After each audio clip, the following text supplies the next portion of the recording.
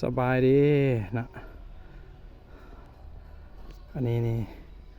ตอนนี้เนาะ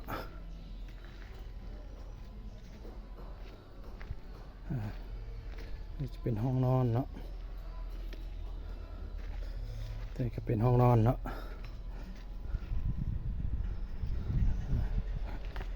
ห้องนอน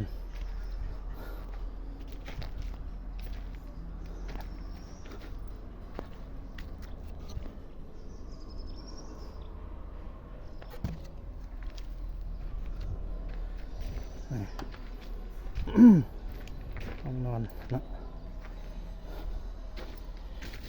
ตัวนี้นะจะเป็นห้องน้ำในนะห้องน้ำในเฮือนนะ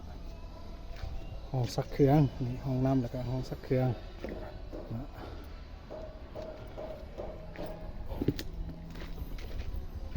ค่อยเป็นค่อยไปเห็นไหมเอาดินเข้าก็ยังบ่พอเท่า